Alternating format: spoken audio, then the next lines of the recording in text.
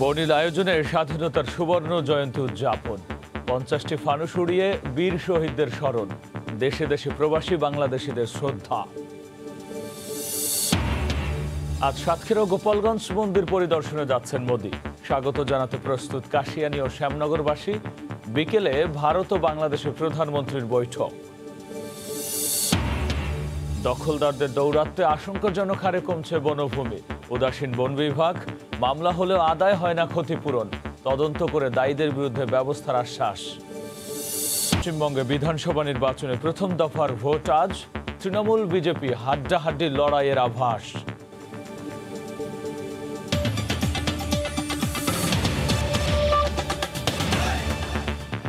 স্বাধীনতার সুবর্ণ জয়ন্তীতে বন্ধুপ্রতিম রাষ্ট্র ভারতের প্রধানমন্ত্রী নরেন্দ্র মোদীর কণ্ঠে ধ্বনিত হল বঙ্গবন্ধুর সেই ঐতিহাসিক উক্তি, বাংলাদেশের এগিয়ে যাওয়াকে কেউ দাবিয়ে রাখতে পারবে না। 10 দিনের অনুষ্ঠানমালার সমাপনী অনুষ্ঠানে দেয়া বক্তব্যে তিনি বলেন, আঞ্চলিক উন্নয়নে একসঙ্গে এগিয়ে যাবে দুই দেশ। এ সময় প্রধানমন্ত্রী বলেন, পারস্পরিক সহযোগিতা নিশ্চিত হবে অগ্রযাত্রা। ফেরদৌস লিপি রিপোর্ট। হয়েছেন ভারতের জাতির পিতার জন্মশতবর্ষ ও স্বাধীন বাংলাদেশের 50 বছর ইতিহাসের এই দুই মহেন্দ্রক্ষণ উদযাপনের বর্ণাঢ্য রাষ্ট্রীয় আয়োজনের সমাপনী দিনে যোগ দেন উত্তাল 71-এর বন্ধু রাষ্ট্র ভারতের সরকার প্রধান নরেন্দ্র মোদী। শুক্রবার বিকেল 4:30টায় জাতীয় প্যারেড স্কোয়ারে পৌঁছালে নরেন্দ্র মোদীকে স্বাগত জানান বাংলাদেশ সরকার প্রধান বঙ্গবন্ধু কন্যা শেখ হাসিনা। মহামারীকালে ভারতের প্রধানমন্ত্রীর প্রথম বিদেশ সফরই বাংলাদেশের এই রাষ্ট্রীয় আয়োজনে যোগদান অনুষ্ঠানকে দেয় অনন্য এক মাত্রা। ছায়ানট শিল্পীদের সমবেত কণ্ঠে জাতীয় সঙ্গীতে শুরু হয় আলোচনা পর্ব। পরে সম্মানিত অতিথির বক্তব্যে ভারতের প্রধানমন্ত্রী নরেন্দ্র মোদী বলেন, বাংলাদেশ ভারত একসঙ্গে সামনের দিকে এগিয়ে গেলেই অর্জিত হবে আঞ্চলিক উন্নয়ন। कोई भी ताकत बांग्लादेश को गुलाम नहीं रख सकती। ऐसे संबंधों का निर्माण करेगा जो किसी भी दबाव से टूटेंगे नहीं। এই সময় প্রধানমন্ত্রী শেখ হাসিনা বলেন, পারস্পরিক সহযোগিতায় আঞ্চলিক অগ্রযাত্রা নিশ্চিত করা সম্ভব। ভারতের প্রতিটি রাজনৈতিক দল মত নির্বিশেষে ভারতের জনগণ একটি বিষয়ে ঐক্যবদ্ধ হয়, সেটা হলো বাংলাদেশের কোনো বিষয় হলে তারা সবসময় বাংলাদেশের জনগণের পাশে থাকে। প্রধান অতিথির বক্তব্যে রাষ্ট্রপতি মোহাম্মদ আব্দুল হামিদ মুক্তিযুদ্ধে ভারতের অবদানের কথা স্মরণ করেন। ভারতের তৎকালীন সরকার ও জনগণ আমাদের 1 কোটি লোককে আশ্রয় দিয়েছে, খাবারের ব্যবস্থা করেছে, মুক্তিযোদ্ধাদের প্রশিক্ষণ দিয়েছে। এর আগে চিরঞ্জীব নেতা শেখ মুজিবকে দেয়া ভারত সরকারের গান্ধী শান্তি পুরস্কার ভারতের প্রধানমন্ত্রীর কাছ থেকে গ্রহণ করেন বঙ্গবন্ধুর কনিষ্ঠ তনয়া শেখ রেহানা। শুভেচ্ছা স্মারকে মোদীকেও সম্মাননা জানানো হয় বঙ্গবন্ধুর পরিবারের পক্ষ থেকে। 71-এ রোপিত হওয়া বাংলাদেশ ভারতের দ্বিপক্ষীয় সম্পর্ক বিশ্বাস আর পারস্পরিক সমঝোতায় পার করেছে 50টি বছর। সম্পর্কের এই অগ্রযাত্রা সামনের সকল নতুন চ্যালেঞ্জ মোকাবেলা করে এগিয়ে যাবে। আজকের ঐতিহাসিক দিনে এমন প্রত্যাশার কথা পুনর্ব্যক্ত করলেন বন্ধুপ্রতিম দুই রাষ্ট্রের সরকার প্রধান। ফেরদৌস লিপি, সময় সংবাদ, ঢাকা। মুজিব শতবর্ষ স্বাধীনতার সুবর্ণ জয়ন্তীতে সরাসরি যোগ দিতে না পারলেও করোনাকালে ভিডিও বার্তায় বাংলাদেশের ভূয়সী প্রশংসা করেছেন বিশ্বনেতারা। জাতীয় প্যারেড গ্রাউন্ডে আয়োজিত 10 দিনের অনুষ্ঠানমালার সমাপনী দিনে প্রভাবশালী 3 দেশের রাষ্ট্রপতি ও পাকিস্তান সহ 2টি দেশের সরকার প্রধান অনলাইন বার্তায় শুভেচ্ছা জানিয়েছেন বাংলাদেশিদের। প্রত্যেক নেতার কণ্ঠে ছিল আগামীর উজ্জ্বল বাংলাদেশের সাথে টেকসই উন্নয়নে কাজ করা। দেবাশিস রায় রিপোর্ট। স্বাধীনতার সুবর্ণ জয়ন্তী, মুক্তির মহানায়ক জাতির পিতার জন্মশতবর্ষ এবং বাংলাদেশের স্বাধীনতার 50 বছরের 10 দিনের আয়োজনের সমাপনী অনুষ্ঠান হলো শুক্রবার বিকেলে। জাতীয় প্যারেড গ্রাউন্ডের এই অনুষ্ঠানে নরেন্দ্র মোদী সহ 5 দেশের সরকার ও রাষ্ট্রপ্রধান সরাসরি অংশ নিলেও মহামারীর বাধায় আসতে না পারা বিশ্ব নেতারা ভিডিও বার্তায় শুভেচ্ছা জানিয়েছেন। জাতিসংঘের মহাসচিব অ্যান্তোনিও গুতেরেস বলেন, 50 বছরে অনেক এগিয়েছে Bangladesh. We will continue to stand with Bangladesh in tackling the climate crisis and working for the sustainable development goals. শুভেচ্ছা জানানোর এই ধারায় বাদ যায়নি পাকিস্তানও। দেশটির প্রধানমন্ত্রী ইমরান খান বলেছেন, ভবিষ্যতের জন্য দ্বিপক্ষীয় সম্পর্কের মানোন্নয়ন করতে চান তিনি। Of reconciliation and friendship between our two peoples. বন্ধুপ্রতিম রাশিয়ার প্রেসিডেন্ট ভ্লাদিমির পুতিনের বার্তা পড়ে শোনান দেশটির রাষ্ট্রদূত আলেকজান্ডার আই ইগনিটভ। পুতিন বলেছেন, সামনে আরও অনেক কাজ করবার রয়েছে। I wish you good health and success, as well as peace and prosperity to all the citizens of Bangladesh. এ সময় তুরস্কের প্রেসিডেন্ট রিসেপ তাইয়েপ এরদোগান তার বার্তায় বলেন, কোভিডের কারণে আসতে না পারলেও শিগগিরই তিনি বাংলাদেশের উন্নয়ন নিজ চোখে দেখতে আসবেন। We will deepen our relations and cooperation, which were strengthened with our joint efforts. নতুন মার্কিন প্রেসিডেন্ট জো বাইডেনও জানিয়েছেন শুভেচ্ছা বার্তা। তার বার্তা মার্কিন রাষ্ট্রদূত আর্ল মিলার পাঠ করে বলেন, বাংলাদেশ নতুন আশা জাগানিয়া দেশ হিসেবে পরিচিতি পেয়েছে। The United States values our friendship with Bangladesh, and we believe the shared commitments to democracy and human rights form the foundation of strong partnerships. Debashis Roy, সময় সংবাদ, ঢাকা। বঙ্গবন্ধু বাপু ভার্চুয়াল জাদুঘর উদ্বোধন করেছেন প্রধানমন্ত্রী শেখ হাসিনা ও ভারতের প্রধানমন্ত্রী নরেন্দ্র মোদী। গতরাত 9টার দিকে বঙ্গবন্ধু আন্তর্জাতিক সম্মেলন কেন্দ্রে আসেন অতিথি প্রধানমন্ত্রী। প্রধানমন্ত্রী শেখ হাসিনা তাকে স্বাগত জানান। দুদেশের প্রধানমন্ত্রী ঐতিহাসিক জাদুঘরটি উদ্বোধন করে ঘুরে দেখেন। এখানে স্থান পেয়েছে জাতির পিতা বঙ্গবন্ধু শেখ মুজিবুর রহমান ও ভারতের জনক মহাত্মা গান্ধীর ব্যক্তিগত ও রাজনৈতিক জীবনের দুর্লভ সব ছবি। এ সময় বঙ্গবন্ধু তনয়া শেখ রেহানা উপস্থিত ছিলেন।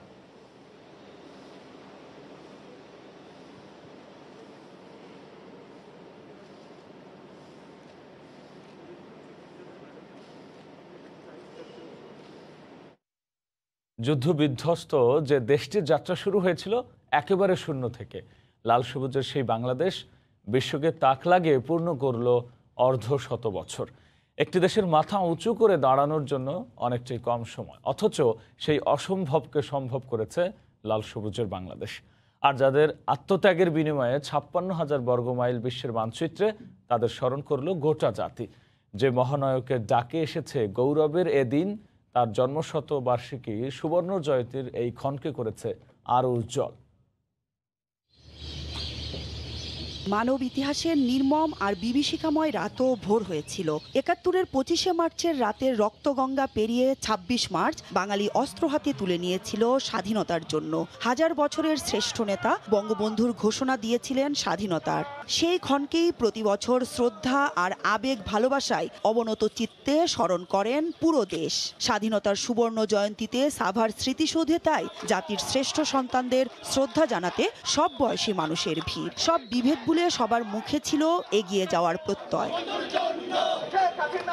দীর্ঘ ২৩ বছর পাকিস্তানি শাসক গোষ্ঠীর শোষণ, বঞ্চনা আর রক্তক্ষয়ী নানা সংগ্রামের পথ পেরিয়ে ১৯৭১ সালের এই দিনে বাঙালি জাতি পা বাড়িয়েছিল মুক্তির পথে। যুদ্ধের মাধ্যমে লাল সবুজের সেই বাংলাদেশকে ছিনিয়ে এনেছিল বাঙালি। দেশ যেভাবে এগিয়ে যাচ্ছে, বিশেষ করে এক্সপ্রেস ওয়েগুলো তৈরি করে যাচ্ছে এবং উন্নয়নের যে ধারাটা যে বজায় রাখতে পারছেন, এটাই আমি মনে করি যে এটাই সবচেয়ে বড় অগ্রগতি। আমরা মধ্যমায়ের দেশে ঘোষণা করার জন্য আমি গর্ববোধ করি যে আমরা মধ্যমায়ের দেশে, গরিব দেশ বলে এখন আর বিশ্বের মানচিত্রে আমাদের দেশের কথা আর কেউ বলে না। সুস্থ গণতন্ত্রের আমরা একটা চর্চা আমরা প্রত্যাশা করি দেশের কাছে, জাতির কাছে। বাংলার প্রত্যন্ত অঞ্চল এখন ডিজিটালাইজেশনের আওতায়। আমরা স্বাধীন দেশের নাগরিক, আমাদের একটা দেশ আছে, আমাদের একটা পতাকা আছে। বিশিষ্টজনরা বলছেন, স্বাধীনতার ৫০ বছরে বাংলাদেশ যেমন স্বয়ংসম্পূর্ণ, তেমনি বিশ্বের অনেক দেশের জন্যই অনুকরণীয়।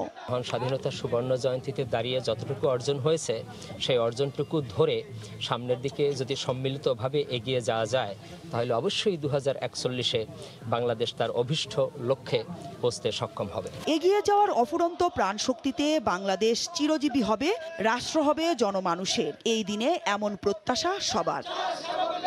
মৌসুম ইসলাম, সময় সংবাদ, ঢাকা।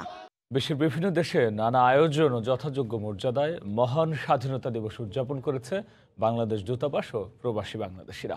এই উপলক্ষে বিভিন্ন দূতাবাস প্রাঙ্গণে জাতীয় পতাকা উত্তোলন এবং আলোচনা সভার আয়োজন করা হয়। বিভিন্ন দেশের প্রতিনিধিদের পাঠানো তথ্য, ছবি নিয়ে রিপোর্ট। ইতিহাস ঐতিহ্যের গৌরবোজ্জ্বল স্বাধীনতার সুবর্ণ জয়ন্তী পালন করেছে মালয়েশিয়ার বাংলাদেশ হাইকমিশন। শুক্রবার জাতীয় পতাকা উত্তোলন, দোয়া ও আলোচনা সভার মাধ্যমে দিবসটি পালন করে হাইকমিশন। হাইকমিশনার মোহাম্মদ গোলাম সারোয়ারের সভাপতিত্বে প্রথম সচিব রুহুল আমিনের সঞ্চালনায় অনুষ্ঠানে রাষ্ট্রপতির বাণী পাঠ করা হয়। এ সময় বঙ্গবন্ধুর আদর্শকে ধারণ করে তার স্বপ্নের সোনার বাংলা গড়ে তোলার আহ্বান জানানো হয়। প্রতিটি আয়োজনের পিছনে কিন্তু আমাদের উদ্দেশ্য থাকবে বাংলাদেশের ভাবমূর্তি মালয়েশিয়ায় বৃদ্ধি করা, বাংলাদেশের সাথে মালয়েশিয়ার বাণিজ্য বিনিয়োগ বৃদ্ধি করা এবং মালয়েশিয়ায় কর্মরত, মালয়েশিয়ায় বসবাসরত বাংলাদেশি যারা আছেন তাদের জীবন মান যাতে উন্নত হয় সে লক্ষ্যে কাজ করে যাওয়া। স্পেনের মাদ্রিদে বাংলাদেশ দূতাবাসের উদ্যোগে যথাযথ মর্যাদায় স্বাধীনতার সুবর্ণ জয়ন্তী এবং জাতীয় দিবস উদযাপন করা হয়েছে। এ উপলক্ষে শুক্রবার স্থানীয় সময় সকাল 11টায় দূতাবাস প্রাঙ্গণে জাতীয় পতাকা উত্তোলন এবং পরে আলোচনা সভার আয়োজন করা হয়। দূতাবাসের কমার্শিয়াল কাউন্সিলর রেদওয়ান আহমেদের সঞ্চালনায় অনুষ্ঠিত আলোচনা সভায় বক্তব্য দেন কাউন্সিলর ও দূতালয় প্রধান এটিএম আব্দুর রউফ মণ্ডল সহ অন্যান্যরা। মহান স্বাধীনতা দিবস এবং স্বাধীনতা সুবর্ণ জয়ন্তী উদযাপন করেছে দক্ষিণ আফ্রিকার বাংলাদেশ দূতাবাস। পবিত্র কুরআন তিলাওয়াতের মাধ্যমে শুরু হওয়া অনুষ্ঠানে রাষ্ট্রপতি এবং প্রধানমন্ত্রীর বাণী পাঠ করে শোনানো হয়। এদিকে কুয়েতে যথাযোগ্য মর্যাদায় মহান স্বাধীনতা দিবস ও স্বাধীনতার সুবর্ণ জয়ন্তী উদযাপন করা হয়। এ উপলক্ষে নানা কর্মসূচি আয়োজন করে কুয়েতের বাংলাদেশ দূতাবাস। জাতীয় পতাকা উত্তোলন, শহীদ বেদিতে পুষ্পস্তবক অর্পণ সহ বঙ্গবন্ধু শেখ মুজিবুর রহমানের প্রতিকৃতিতে পুষ্পস্তবক অর্পণ করেন দেশটিতে নিযুক্ত বাংলাদেশের রাষ্ট্রদূত। কাজীফ থেকে শুভ, সময় সংবাদ। নতুন প্রজন্মের মাঝে স্বাধীনতার সঠিক ইতিহাস তুলে ধরার আহ্বান জানানোর মাধ্যমে ইতালিতে যথাযোগ্য মর্যাদায় স্বাধীনতার সুবর্ণ জয়ন্তী উদযাপিত হয়েছে। প্রথমবারের মতো অস্থায়ী স্মৃতিসৌধ নির্মাণ করে ৭১-এর মুক্তিযুদ্ধে বীর শহীদদের প্রতি শ্রদ্ধা জানানো হয়। রোম থেকে জুমানা মাহমুদের রিপোর্ট। দেশকে এগিয়ে নেওয়ার দীপ্ত শপথ গ্রহণের মধ্য দিয়ে ইতালি প্রবাসী বাংলাদেশিরা স্বাধীনতার সুবর্ণ জয়ন্তী উদযাপন করেছেন। দিনটি উপলক্ষে রোম দূতাবাস জাতীয় পতাকা উত্তোলন, জাতির জনক বঙ্গবন্ধুর প্রতিকৃতিতে শ্রদ্ধা নিবেদন এবং ভার্চুয়াল আলোচনা সভার আয়োজন করে। ইতালিতে নিযুক্ত বাংলাদেশের রাষ্ট্রদূত মোহাম্মদ শামীম হাসানের সভাপতিত্বে আলোচনা সভায় বিভিন্ন রাজনৈতিক ও সামাজিক সংগঠনের নেতারা অংশগ্রহণ করেন। এদিকে প্রথমবারের মতো অস্থায়ী স্মৃতিসৌধ নির্মাণ করে প্রবাসী সাংবাদিকরা ৭১-এর মুক্তিযুদ্ধে শহীদদের প্রতি শ্রদ্ধা জানান। ইতালির সাংবাদিক পরিবার নির্মিত এই অস্থায়ী স্মৃতিসৌধে প্রবাসী বাংলাদেশি এবং ইতালীয় নাগরিকরাও শ্রদ্ধা জানান।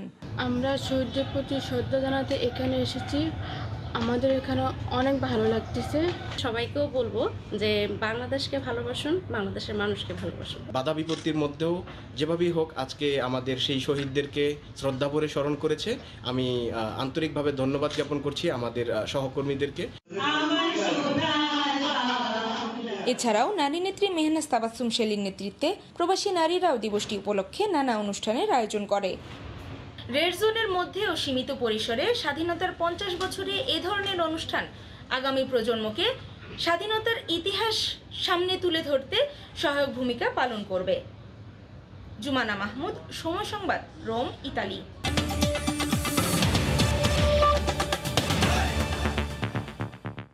বিধিনিষেধ আরোপ করে ঢাকা শহরে মানুষজনের চলাচল বন্ধ করে দেওয়ার অভিযোগ তুলে বিএনপির মহাসচিব মির্জা ফখরুল ইসলাম আলমগীর বলেছেন, জনগণকে বাদ দিয়েই স্বাধীনতার সুবর্ণ জয়ন্তী পালন করছে সরকার।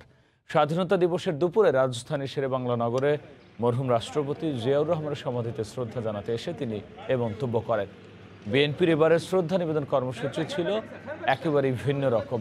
প্রশাসনের বিধিনিষেধের কারণে দলীয় নেতা কর্মীদের ছাড়াই শুধু শীর্ষ ৪ নেতা আসেন সমাধি প্রাঙ্গণে। শ্রদ্ধা জানানো শেষে দোয়া ও মোনাজাত করা হয়।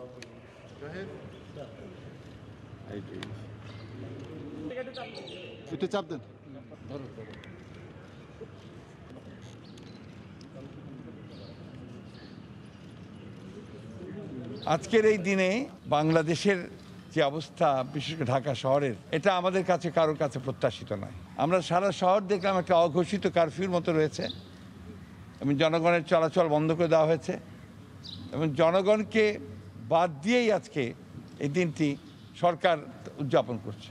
আমরা স্মৃতিসৌধে আজকে যেতে পারিনি, তারা বিদেশি মেহমানদের নিয়েই ব্যস্ত আছে। আমরা সকল দেশের সঙ্গে সুসম্পর্ক চাই, কিন্তু কেউ আমাদের প্রভু হোক এটাও আমরা কখনোই চাই না। বাংলাদেশের মানুষ কখনোই তা মেনে নেয়নি। সাতক্ষীরার শ্যামনগর উপজেলার ঈশ্বরীপুর গ্রামের যশোরেশ্বরী কালী মন্দিরে যাচ্ছেন ভারতের প্রধানমন্ত্রী নরেন্দ্র মোদী। সনাতন ধর্মাবলম্বীদের 51 পীঠের একটি পীঠ হিসেবে জাগ্রত দেবীর এই তীর্থস্থান পরিদর্শন করবেন তিনি। পূজা দেবেন এ মন্দিরে।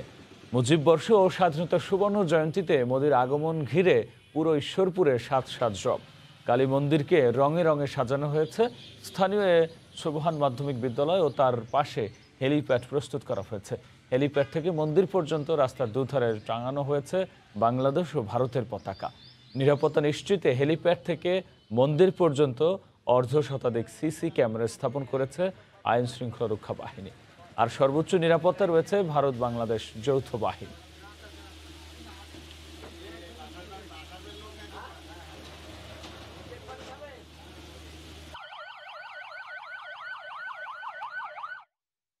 এ নিয়ে বিস্তারিত জানাতে সাতক্ষীরা থেকে আমাদের সঙ্গে সরাসরি যুক্ত হচ্ছেন সহকর্মী তরিকুল ইসলাম। তরিকুল,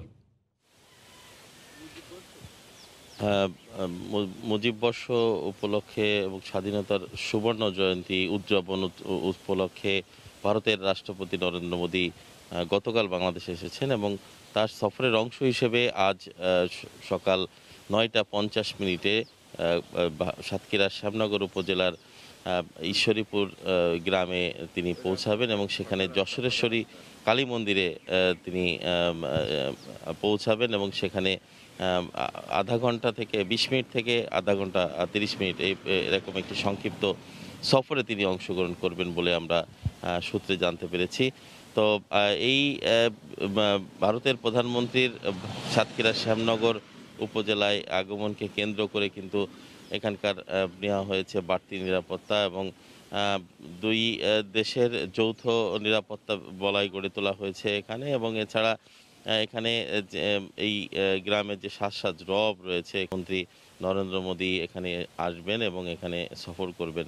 তো ওই যশোরেশ্বরী যে কালী মন্দির রয়েছে, এই কালী মন্দিরের একটি ঐতিহাসিক পটভূমি রয়েছে, আর যে কারণেই এই মন্দিরটি আসলে খুব গুরুত্ব পেয়েছে। আমরা যেটি ঐতিহাসিক যে সূত্র যেটি বলছে যে 1560 থেকে 1580 খ্রিস্টাব্দ পর্যন্ত এর মধ্যে রাজা প্রতাপাদিত্য যখন 12 ভূঁইয়ার 1 ভূঁইয়ার যে শাসন আমল ছিল এই অঞ্চলে, তখন এই কালী মন্দিরটি এখানে স্থাপিত হয়েছিল। এবং এটির যে ধর্মীয় হিন্দু ধর্মের যে গুরুত্ব রয়েছে, সেই গুরুত্ব অনুযায়ী এখানে কিন্তু সপ্তাহে 2 দিন এবং তিনি এখানে এসে হেলিকপ্টার যোগে এসে নামবেন। স্থানীয় একটি স্কুলের মাঠে হেলিপ্যাড নির্মাণ করা হয়েছে, সেখানে তিনি এসে নামবেন এবং মন্দিরে প্রবেশ করবেন এবং সেখানে পূজা অর্চনা শেষ করে আবারও তিনি ফিরে যাবেন।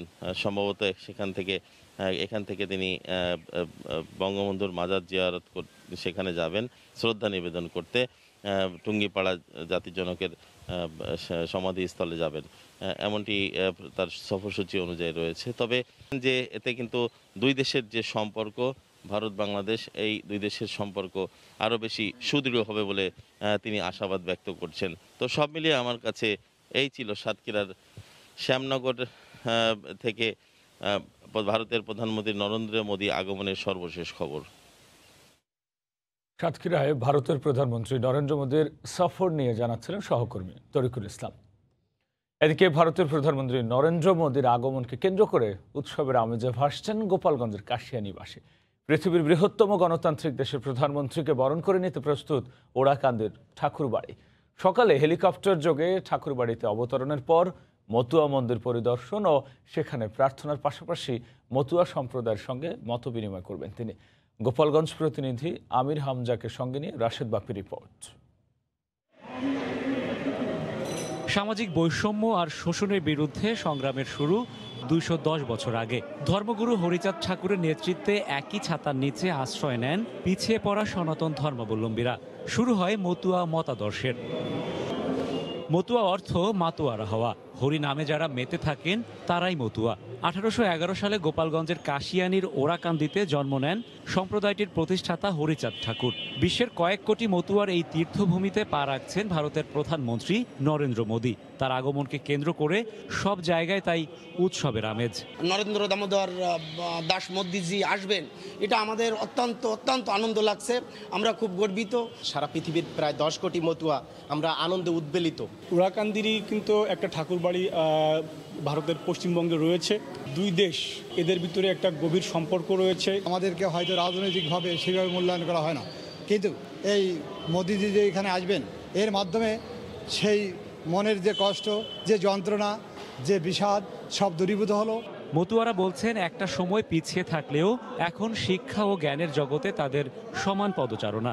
নরেন্দ্র মোদীর আগমন তাদের করবে আরও বেশি উৎসাহিত, অনুপ্রাণিত।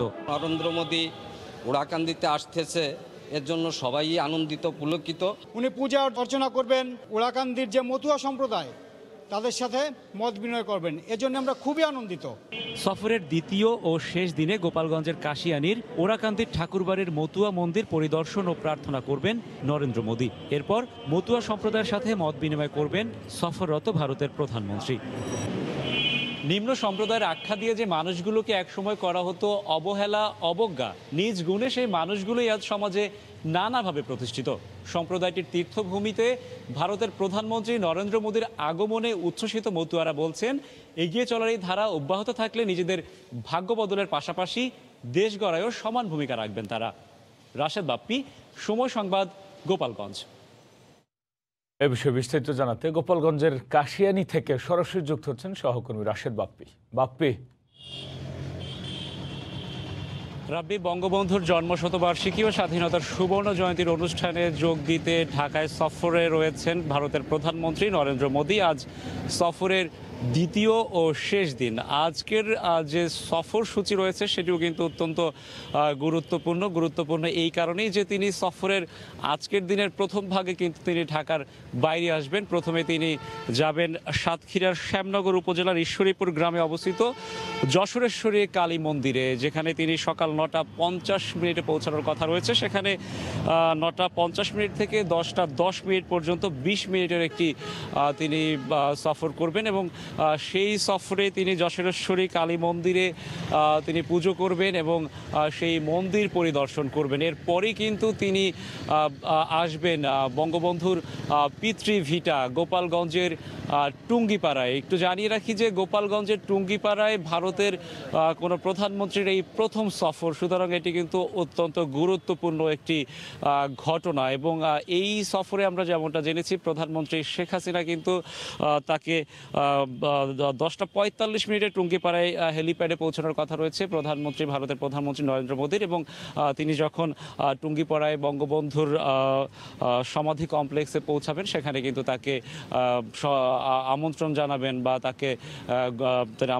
প্রধানমন্ত্রী শেখ হাসিনা, অর্থাৎ ভারতে বা বাংলাদেশের প্রধানমন্ত্রী তার নিজ বাড়িতেই কিন্তু স্বাগত জানাবেন ভারতের প্রধানমন্ত্রী নরেন্দ্র মোদীকে। এবং আমরা যেমনটা জেনেছি, সফর সূচি অনুযায়ী সেখানে পৌঁছানোর পর তিনি বঙ্গবন্ধুর সমাধি কমপ্লেক্সে, সেখানে বঙ্গবন্ধুর সমাধিতে তিনি ফুল দিয়ে শ্রদ্ধা জানাবেন। সেখানে তিনি একটি গাছের চারা রোপণ করবেন এবং সেখানে তিনি এর পরবর্তীতে আমরা যেমনটা জেনেছি, তিনি তার ধর্ম বা তার রীতি অনুযায়ী তিনি বঙ্গবন্ধুর প্রতি সম্মান জানাবেন। এর পরবর্তীতে সেখানে কিন্তু মোট 30 মিনিট অর্থাৎ আধা ঘন্টা সময় তিনি সেখানে থাকবেন। এর পরবর্তীতে যে অনুষ্ঠানটি রয়েছে সেটি কিন্তু 11:35 পৌঁছানোর কথা রয়েছে ওরাকান্দিতে। অর্থাৎ আমরা যেমনটা জানি, গোপালগঞ্জের কাশিয়ানী উপজেলার যে ওরাকান্দি ঠাকুরবাড়ির যে মন্দির, সেই মন্দির তিনি পরিদর্শন করবেন, সেখানেও তিনি পুজো করবেন এবং তিনি মতুয়া সম্প্রদায়ের যে সদস্যরা রয়েছেন তাদের সঙ্গে মত বিনিময় করবেন। মতুয়া সম্প্রদায়ের কথা বলতে গেলে যে কথাটি না বললেই নয় যে একটা সময় ছিল যখন সনাতন ধর্মের বেশ কিছু সম্প্রদায়ের মানুষদেরকে অনেকটাই হেয় প্রতিপন্ন করা হতো, তাদেরকে কিন্তু সমাজের মূল স্রোতের সঙ্গে মিশতে দেয়া হতো না। 1811 সালে আজ থেকে প্রায় 210 বছর আগে হরিচাঁদ ঠাকুর তিনি কিন্তু এই সম্প্রদায়ের গুরু এবং তার মাধ্যমেই কিন্তু এই সম্প্রদায়ের প্রতিষ্ঠা পায় এবং তার ছায়াতলে কিন্তু অনেকেই আসেন এবং বলা যায় যে বর্তমানে বাংলাদেশে প্রায় 1 কোটির মতো মতুয়া সম্প্রদায়ের মানুষ রয়েছেন এবং ভারতেও কিন্তু এর সংখ্যা আরও অনেক বেশি এবং পুরো বিশ্বে কয়েক কোটি মানুষ রয়েছেন মতুয়া সম্প্রদায়ের। ভারতের প্রধানমন্ত্রী নরেন্দ্র মোদীর এই যে ওরাকান্দিতে আসা সেটি কিন্তু অবশ্যই অনেক তাৎপর্যপূর্ণ একটি বিষয় এবং মতুয়া সম্প্রদায়ের যারা রয়েছেন তারা কিন্তু এরই মধ্যে অনেক আমরা তাদের সঙ্গে কথা বলেছি, তারা কিন্তু উচ্ছ্বাস প্রকাশ করেছেন, তারা এক ধরনের উৎসবের আমেজ বইছে এখানে এবং আমরা গতকালকেও দেখেছি যে তারা অপেক্ষা করছেন যে কখন উলুধ্বনি, শঙ্খ ও ডঙ্কা কাঁসার মাধ্যমে এই ভারতের প্রধানমন্ত্রী নরেন্দ্র মোদীকে তারা বরণ করবেন, সেই অপেক্ষার প্রহর কিন্তু তারা গুনছেন। এবং একটু জানিয়ে রাখি যে এই ভারতের প্রধানমন্ত্রী নরেন্দ্র মোদীর এই যে সফর, এই সফরকে কেন্দ্র করে যে ধরনের নিশ্ছিদ্র নিরাপত্তা ব্যবস্থা নেওয়া দরকার সেই নিশ্ছিদ্র নিরাপত্তা বলয় তৈরি করা হয়েছে যে কোনো ধরনের অপ্রীতিকর ঘটনা এড়াতে এবং স্থানীয় যারা মানুষজন রয়েছেন তারাও কিন্তু যথেষ্ট পরিমাণে আমরা দেখেছি যে উচ্ছ্বাসের মধ্যে আছেন, আনন্দের মধ্যে আছেন এবং এখান থেকে 11:50 দিকে এই ওরাকান্দি থেকে ঢাকার উদ্দেশ্যে তার যাত্রা করার কথা রয়েছে। এর পরবর্তীতে আমরা যেমনটা জানি যে সফরসূচি অনুযায়ী বিকেল 3:30 প্রধানমন্ত্রীর কার্যালয়ে প্রধানমন্ত্রীর সঙ্গে একান্ত বৈঠক এবং ডেলিগেটসদের সঙ্গে যে বৈঠক সেটি হওয়ার কথা রয়েছে। পরবর্তীতে সমঝোতা স্বাক্ষর সই হবে।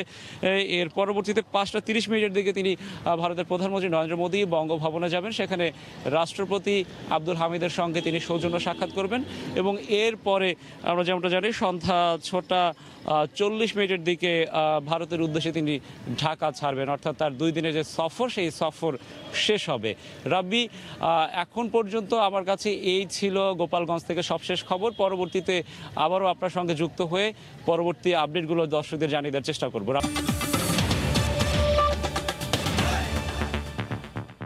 আগের চেয়ে এখন করোনায় বেশি আক্রান্ত হচ্ছেন তরুণরা, যদিও মৃতের তালিকায় বয়স্কদের সংখ্যাই বেশি। চিকিৎসকরা বলছেন এবার রোগীর অবস্থা বেশি খারাপ হওয়ায় পরিস্থিতি চ্যালেঞ্জিং হয়ে উঠছে প্রতিনিয়ত। কোভিড ঊর্ধ্বগতির লাগাম দ্রুত টেনে ধরতে স্বাস্থ্যবিধি মেনে চলার কোনো বিকল্প নেই। করোনা পরীক্ষার জন্য দীর্ঘ এ লাইন রাজধানীর মুগদা জেনারেল হাসপাতালে। শুক্রবার ভোরের আলো ফোটার আগেই অপেক্ষার শুরু। দেখা যায় দীর্ঘ সারিতে যারা দাঁড়িয়েছেন তাদের অনেকেই বয়সে তরুণ। গাদাগাদি করে লাইনে দাঁড়িয়ে ভাইরাস ছড়িয়ে পড়ার শঙ্কায় অনেকে। এখানে 1 হাত ডিস্টেন্সও নাই, তো এখানে অনেক সুস্থ একজন মানুষ এসেও এফেক্টেড হতে পারে। গতকাল এসেছিলাম একবার, তো লাইনে জায়গা পাই নাই, তো এই জন্য আজকে অনেক ভোরে সকাল 5টা বাজে এসে দাঁড়াইতে হয়েছে আর কি। চিকিৎসকরা বলছেন যাদের অবস্থা তুলনামূলক বেশি খারাপ তারা আসছেন হাসপাতালে। এদের মধ্যে তরুণদের সংখ্যাই বেশি, যা আগের চেয়ে দ্বিগুণ। ইদানিং কিন্তু আপনার ইয়াং রোগীরাও বেশ আক্রান্ত হচ্ছে এবং তাদেরও রোগের লক্ষণটা ভয়াবহ পর্যায়ে চলে যাচ্ছে। আগে তো মনে করেন খুবই কম ছিল, হয়তো 5% 10%, এখন এটা 15-20%-এর মতো, তার মানে অলমোস্ট ডাবল। গতবার থেকে এবারের চিত্রটা আমাদের জন্য, যারা আমরা হাসপাতাল পরিচালনা করি তাদের জন্য একটু চ্যালেঞ্জিং। শুক্রবার দুপুর পর্যন্ত 24 ঘন্টায় নতুন করে শনাক্ত হয়েছেন 3737 জন, মারা গেছেন 33 জন। করোনা পরীক্ষার জন্য সাধারণ মানুষের এই দীর্ঘ লাইনই বলে দেয় দেশে দিনকে দিন অবনতি হচ্ছে করোনা পরিস্থিতির। তাই বিশেষজ্ঞরা বলছেন এই মুহূর্তে সবচেয়ে জরুরি বিষয় স্বাস্থ্যবিধি মেনে চলা তথা মাস্ক পরিধান করা। তোহা খান তামিম, সময় সংবাদ, ঢাকা। দেশের 2,57,158 একর বনভূমি বেদখল। এসব বন দখলকারীদের সংখ্যা 1,60,566 জন। জাতিসংঘের খাদ্য কৃষি সংস্থা বলছে বাংলাদেশে বার্ষিক বন উজাড় হওয়ার হার বৈশ্বিক গড়ের প্রায় দ্বিগুণ। গত 17 বছরে ধ্বংস হয়েছে প্রায় 66 বর্গ কিলোমিটার গ্রীষ্মমণ্ডলীয় রেইন ফরেস্ট। আর বন খেকোদের বিরুদ্ধে করা গড়ে প্রতি 4টি মামলার একটি করে হারছে বন বিভাগ। এজন্য বন বিভাগ ও প্রশাসনের অসাধু কর্মকর্তাদের দায়ী করছে পরিবেশবাদী সংগঠনগুলো। বন বিভাগের মামলায় হারের বিষয়টি তদন্ত ও দায়ীদের বিরুদ্ধে ব্যবস্থা নেওয়া হবে বলে জানান এ বিষয়ে সংসদ স্থায়ী কমিটির সভাপতি সাবির হোসেন চৌধুরী। মার্জিয়া মোমো রিপোর্টে বিস্তারিত। জাতিসংঘের নির্দেশনা অনুযায়ী প্রতিটি রাষ্ট্রের মোট আয়তনের 25% বনভূমি থাকা দরকার, কিন্তু বাংলাদেশে পরিমাণটা 15%-এর নিচে। যদিও বেসরকারি সংস্থাগুলোর দাবি, বন অধিদপ্তরের এই পরিসংখ্যানের চেয়ে প্রকৃত বনভূমির পরিমাণ আরও কম। আর আন্তর্জাতিক সংস্থা ফরেস্ট ওয়াচের হিসেব অনুযায়ী 2001 থেকে 2018 সাল পর্যন্ত বাংলাদেশের প্রায় 3,78,000 একর বনভূমি উজাড় হয়েছে। বন উজাড়ের ফলে ধ্বংস হচ্ছে জীববৈচিত্র্য, পাশাপাশি পরিবেশের ভারসাম্যহীনতার কারণে জলবায়ু পরিবর্তনের ক্ষতিকর প্রভাব বাড়ছে দ্রুত।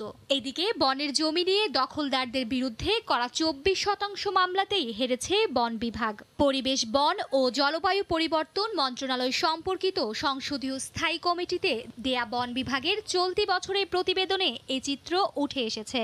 প্রতিবেদনে বলা হয়েছে, সবচেয়ে বেশি মামলা হওয়া ময়মনসিংহ বিভাগে 1,857টি মামলার মধ্যে 532টিতে হেরেছে বন বিভাগ। কক্সবাজার দক্ষিণ বন বিভাগে 16টি মামলার মধ্যে 60টিতেই হেরেছে সংস্থাটি। পরিবেশবাদীদের অভিযোগ, বন বিভাগের হারার পেছনে আছে দুর্নীতি ও যোগসাজশ। বন বিভাগের চরম উদাসীনতা আছে এবং প্রচুর পরিমাণে দুর্নীতি রয়েছে। প্রচুর পরিমাণে দুর্নীতির কারণেই ভূমি যখন ল্যান্ড রেকর্ডটা অন্যের নামে দিয়ে দেয়, বন বিভাগ তার অংশীদার হয়ে যায়।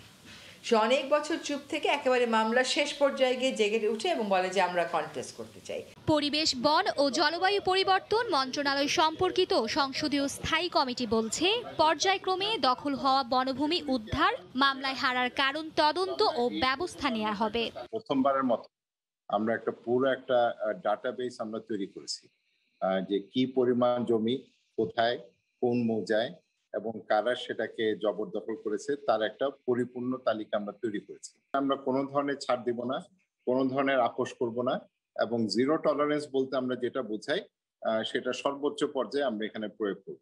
বন বিভাগের প্রতিবেদন অনুযায়ী দেশে মোট বনভূমির পরিমাণ 46,46,700 একর, আর বনের জমি নিয়ে 2,947টি মামলা বিচারাধীন। মার্জিয়া মুমু, সময় সংবাদ, ঢাকা। ৭১ ফিরেছে 52। স্বাধীনতা দিবসের বিকেল এমনই দোতনা তৈরি করে অমর একুশে গ্রন্থমেলায়। সুবর্ণ জয়ন্তীতে অসংকোচ প্রকাশে স্বাধীনতা চান লেখকরা, যদিও করোনা পরিস্থিতি প্রভাব ফেলেছে বই বেচা কেনায়।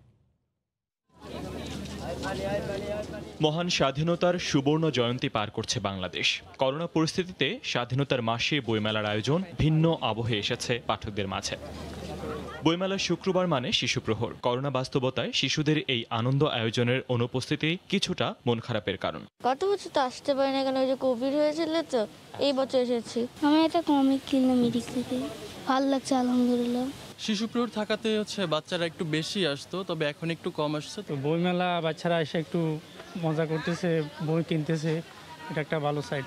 বাড়ছে করোনার প্রকোপ, খোলেনি শিক্ষা প্রতিষ্ঠান, যা প্রভাব পড়েছে বই বিক্রিতে, বলছেন লেখক ও প্রকাশকেরা। করোনার ভয়টাকে যদি আরেকটু সিকিউর, এটাকে করোনার পরিস্থিতিকে স্বাভাবিক করা যেত, তাহলে হয়তো আমাদের আরো ভালো লাগতো যারা আমরা বই বিক্রি করছি। আমরা যা ভাবছি তা খোলাখুলি করে বলতে পারবো। আমার বইটার নাম হচ্ছে এই জন্যই সেকলে বাতা শতাব্দী, যে আমরা এই 21st সেঞ্চুরিতে আছি, বাট আমরা যা ফিল করছি বা মুক্তচিন্তা যারা চিন্তা ভাবনা করি, মুক্তভাবে কিছু লিখতে পারছি না। মেলাটা সফল হলে আমরা সবাই, আসলে লেখক প্রকাশক সবাই খুব খুশি হবে এবং পাঠকরা আসুক, বইমেলাটা আরও সফল হোক এবং শেষ দিন পর্যন্ত মেলাটা চলুক। বৃহস্পতিবার পর্যন্ত 808টি বই প্রকাশিত হয়েছে এবারের মেলায়। ফয়সাল মোর্শেদ, সময় সংবাদ, ঢাকা। আবারও স্বাধীনতা দিবস উদযাপনের খবর। বাংলাদেশ ভারত সৌহার্দ্য বৃদ্ধির লক্ষ্যে স্বাধীনতার সুবর্ণ জয়ন্তীতে বেনাপোল সীমান্তে হয়ে গেল বিজিবি বিএসএফ যৌথ প্যারেড। সীমান্তের শূন্যরেখায় রিট্রিট সেরিমনিতে এই প্যারেড অনুষ্ঠিত হয়। আয়োজন উপভোগে ভিড় করেন দুই সীমান্তের মানুষ। বেনাপোল প্রতিনিধি আজিজুল হকের পাঠানো তথ্য, ছবি নিয়ে রিপোর্ট। নেই কাঁটাতারের বেড়া, নেই কোনো নজরদারি, মাথার উপর উঠছে দুই দেশের পতাকা। সীমান্তরক্ষী বাহিনী বিজিবি বিএসএফ এর বুটের আওয়াজে প্রকম্পিত এলাকা। তাদের যৌথ প্যারেড উপভোগে লোকে লোকারণ্য হয়ে ওঠে সীমান্ত এলাকা, যেন একই ছায়াতলে মিলেছে দুই দেশের মানুষ। স্মৃতি ধরে রাখতে ব্যস্ত সেলফি আর ভিডিওতে। স্বাধীনতা সুবর্ণ জয়ন্তী উদযাপন উপলক্ষে ৪৯ ব্যাটালিয়ন বিজিবির আয়োজনে বেনাপোল সীমান্তের শূন্যরেখায় রিট্রিট সেরেমনিতে বিনোদনের সুযোগে আনন্দে মেতে ওঠেন সীমান্তের দুই পারের মানুষ। দুই দেশ বাংলাদেশ এবং ভারত সবাই মিলে আমরা একসঙ্গে একজোট হতে পেরেছি। ৯ মাস রেখে ট্রেনিং দেওয়া, খাওয়ানো সব কিছু ব্যবস্থা ভারত করেছে। এর জন্য আমরা বাংলাদেশ যতদিন পৃথিবীর মানচিত্রে থাকবে ততদিন বাংলাদেশ ভারতকে সেইভাবেই বন্ধু প্রতিম দেশ হিসেবে স্বীকৃতি দিয়ে থাকে। এই প্যারেডের মাধ্যমে দুই দেশের মধ্যে সম্পর্ক আরও সুসংহত হবে বলে জানান বিজিবি বিএসএফ এর কর্মকর্তারা। সীমান্তে বসবাসরত জনসাধারণ ও সীমান্তরক্ষীদের মধ্যে বন্ধুত্ব ও পারস্পরিক সৌহার্দ্য সম্পর্ক আরও বৃদ্ধি করতে ২০১৩ সালের ৬ অক্টোবর বাংলাদেশ ভারত দুদেশের রাষ্ট্রীয় সিদ্ধান্তে নোম্যান্সল্যান্ডে রিট্রিট সেরিমনি চালু হয়। বর্তমানে করোনা সংক্রমণ প্রতিরোধে সরকারি নির্দেশনা মানতে স্বাস্থ্য সুরক্ষায় বিশেষ দিন ছাড়া নিয়মিত অনুষ্ঠান বন্ধ রয়েছে। সময় সংবাদ, বেনাপোল। চট্টগ্রামের পতেঙ্গা সমুদ্র সৈকতের পাশ ঘেঁষে আউটার রিং রোডে হয়ে গেল স্বাধীনতা দিবস সাইক্লিং প্রতিযোগিতা। নারীসহ শতাধিক প্রতিযোগী রেসে অংশ নেন। ভবিষ্যতে আরও বড় পরিসরের সাইক্লিং প্রতিযোগিতার আয়োজন করা হবে বলে জানান আয়োজকরা। বিস্তারিত জানাচ্ছেন পার্থপ্রতিম বিশ্বাস। মনোমুগ্ধকর পতেঙ্গা সমুদ্র সৈকত, যেখানে সারিবদ্ধভাবে দাঁড়িয়ে রয়েছে জাহাজের সারি, আর সৈকতের পথ ধরে তৈরি হয়েছে আউটার রিং রোড। ভোরের মিষ্টি আলো ফোটার সাথে সাথেই শুরু হয় সাইক্লিং প্রতিযোগিতা। বঙ্গবন্ধুর জন্মশতবর্ষ স্বাধীনতার সুবর্ণ জয়ন্তী উপলক্ষে চট্টগ্রামে সাইক্লিং প্রতিযোগিতার আয়োজন করেছে জেলা ক্রীড়া সংস্থা। শতাধিক প্রতিযোগী এবারের প্রতিযোগিতায় অংশগ্রহণ করেন। এর মধ্যে ছিল ৮০ জন পুরুষ ও ২০ জন নারী। প্রতিযোগীরা পতেঙ্গা সমুদ্র সৈকত থেকে ৩ ক্যাটাগরিতে ১০০ কিলোমিটার সড়কে সাইক্লিং প্রতিযোগিতায় অংশগ্রহণ করেন। শুধু বন্দরনগরী নয়, দেশের বিভিন্ন জায়গা থেকে রেসাররা এই প্রতিযোগিতায় অংশগ্রহণ করে। স্বাধীনতা দিবস এমন আয়োজনে খুশি সাইক্লিস্টরা। আমাদের দেশে সাইক্লিং রেস বলতে তো হয় না, তার উপরে রোড রেস তো আরও না। তো এরকম একটা নতুন রাস্তায় মানে এই ধরনের একটা রেস অনুষ্ঠিত হচ্ছে, এটা আমাদের সাইক্লিস্টদের জন্য খুবই মানে ভালো সংবাদ। এভাবে একটা আয়োজন করার জন্য খুবই ভালো লাগতেছে। সাইক্লিস্টদের জন্য এই আয়োজন মানে অসাধারণ একটা আয়োজন। বেশি মজা লাগছে সেই রাস্তাটার, সমুদ্রের পাড়ে আমরা সাইকেলিং রেস করতে পারছি, তাতে অনেক ভালো লাগছে। ভালো সড়ক না থাকায় এতদিন সাইক্লিং প্রতিযোগিতার আয়োজন করা সম্ভব হয়নি। তবে মানসম্মত সড়ক তৈরি হওয়ায় এখন থেকে নিয়মিত সাইক্লিং প্রতিযোগিতা আয়োজনের আশাবাদ জেলা ক্রীড়া সংস্থা সাইক্লিং কমিটির সাধারণ সম্পাদকের। ১০০ কিলোমিটার ১০০ জন খেলোয়াড় মুজিব শতবর্ষ উদযাপন উপলক্ষে আমরা এটাকে হাইলাইট করে আমরা আজকের এই আয়োজন। সাইক্লিংকে জনপ্রিয় করা ও আন্তর্জাতিক মানের সাইক্লিস্ট তৈরি করার লক্ষ্যে আরো বড় পরিসরে প্রতিযোগিতার আয়োজন করা হবে বলে জানালেন জেলা ক্রীড়া সংস্থার সাধারণ সম্পাদক। এর আগে কিন্তু সাইক্লিং কোনো কম্পিটিশন হয়নি, এবারই প্রথম এই ১০০ কিলোমিটার এই কম্পিটিশন মাধ্যমে শুরু হয়েছে। তা আমাদের চিন্তাভাবনা পরিকল্পনা হলো এটাকে আরও একটা ধারাবাহিকতা রক্ষা করা এবং এই সাইক্লিং আরও সাইক্লিস্ট কীভাবে তৈরি করা যায় সেই পরিকল্পনা গ্রহণ করে। স্বাধীনতা দিবস সাইক্লিং প্রতিযোগিতায় ৩টি ক্যাটাগরিতে পুরস্কার প্রদান করা হয়। পার্থপ্রতিম বিশ্বাস, সময় সংবাদ, চট্টগ্রাম। দেশে ইলিশের উৎপাদন বাড়াতে এবং সরকারের চলমান নিষেধাজ্ঞা সফল করতে চাঁদপুরের মেঘনা নদীতে চলছে প্রশাসন, মৎস্য বিভাগ ও আইন শৃঙ্খলা রক্ষা বাহিনীর অভিযান। এই মুহূর্তে শহরের বড় স্টেশন এলাকা আছেন রিপোর্টার ফারুক আহমদ। সরাসরি যুক্ত হচ্ছে তার সঙ্গে। ফারুক। রাবি, জাটকা সংরক্ষণের যে বিশেষ কর্মসূচি চলছে তার আজকে ২৭তম দিন, অর্থাৎ গত ১ মার্চ থেকে শুরু হয়ে আগামী ৩০ এপ্রিল পর্যন্ত এই ২ মাস এই জাটকা সংরক্ষণ কর্মসূচি চলবে। তো আপনাকে যদি আমি চাঁদপুরের পদ্মা মেঘনার যে বিশাল অভয়াশ্রম আছি, এখানে আমি এই মুহূর্তে যা দেখছি তা হলো যে শুধুমাত্র নদীতে পণ্যবাহী নৌযান এবং যাত্রীবাহী নৌযান ছাড়া আসলে মাছ ধরার কোনো জেলে নৌকা এখানে নেই। আমি বলতে পারি যে এখানে যে আইন শৃঙ্খলা রক্ষাকারী বাহিনীর যে অভিযানটি চলছে সেই অভিযানটি এখনো পর্যন্ত তারা নদীতে আছেন। ফলে এই জেলেদের যে বিশেষ একটি অংশ যে জাটকা যারা নিধন করে তারা আপাতত নদীতে নেই। আমি ভোরে জেলা মৎস্য কর্মকর্তার সঙ্গে কথা বলেছি, তিনি আমাকে জানিয়েছেন যে চাঁদপুরের ৩টি উপজেলা, উত্তরের মতলব উত্তর, চাঁদপুর সদর এবং হাইমচর সব মিলিয়ে 3টি উপজেলা 8টি দল নদীতে অবস্থান করছে। অর্থাৎ পালাক্রমে প্রতিটি দল 8 ঘন্টা করে দায়িত্ব পালন করছে এবং এই দলগুলোর সঙ্গে একজন নির্বাহী ম্যাজিস্ট্রেট, জেলা মৎস্য কর্মকর্তা কার্যালয়ের একজন কর্মকর্তা, নৌ পুলিশ, কোস্টগার্ড অবস্থান করছে। তো আপনাকে যদি আমি চাঁদপুরের এই যে অভয়াশ্রমটি আছে যেখানে জাটকা সংরক্ষণের কর্মসূচি চলছে, সেখানে আসলে প্রকৃত যারা জেলে তারা এখন নদীতে অবস্থান করছেন না। তারপরেও দুর্গম চরাঞ্চল বিশেষ করে যে সমস্ত এলাকাগুলো যোগাযোগ বিচ্ছিন্ন অর্থাৎ মূল ভূখণ্ড থেকে অনেকটা পিছিয়ে আছে, সেখানে এক শ্রেণীর জেলে জাটকা নিধন করছে। সে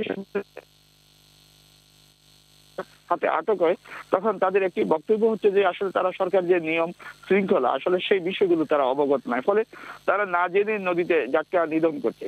আর আইন শৃঙ্খলা রক্ষাকারী বাহিনীতে যারা অভিযানে অংশ নিয়েছে তারা আমাকে যে তথ্যটি জানিয়েছেন যে এখানে মূলত জেলেদের এই আনাড়িপনার কারণে জাটকা নিধন হচ্ছে। অর্থাৎ তারা যখন ধরা পড়ে তখন তারা এক ধরনের লুকোচুরি করছে, অর্থাৎ তারা প্রকৃত চিত্রটি, অর্থাৎ তারা যে সরকার থেকে প্রণোদনা পাচ্ছে বা তাদেরকে যে অবগত করা হয়েছে অর্থাৎ সচেতনতা করা হয়েছে সে বিষয়গুলো তারা এড়িয়ে যাচ্ছে। তো চাঁদপুরের এই যে পদ্মা মেঘনার যে বিশাল এলাকা জুড়ে যে আসলে জাটকা সংরক্ষণের যে কর্মসূচিটি, সেটি বরাবরই সরকারের পক্ষ থেকে যে উদ্যোগ নেওয়া হয়েছে সেই উদ্যোগটি আমি এই মুহূর্তে আপনাকে যেটি বলতে পারি যে সেটি অনেকটা সফল। তো গতকালও আমি লক্ষ্য করেছি যে চাঁদপুরের এই যে নদীতে জাটকা নিধনের চিত্র আমরা না পেলেও গতকালকে পুরান বাজার পুলিশ ফাঁড়ির তারা একটি দল চাঁদপুর সদর উপজেলার তাকে জব্বরডালি বলে সেই এলাকা থেকে তারা প্রায় 2500 কেজি জাটকা একটি পিকআপ সহ তারা জব্দ করতে সক্ষম হয়েছে এবং এর সঙ্গে 4 জনকে আটক করা হয়েছে। পুরান বাজার পুলিশ ফাঁড়ির ইনচার্জ আমাকে জাহাঙ্গীর আলম তিনি জানিয়েছেন যে আসলে এখানে যে জাটকা যেগুলো তারা জব্দ করেছে এই জাটকাগুলো মূলত চাঁদপুর সদর উপজেলার লক্ষ্মীপুর মডেল ইউনিয়নের বহরিয়া থেকে এই জাটকা চালানগুলো রাজধানী ঢাকার দিকে যাচ্ছিল।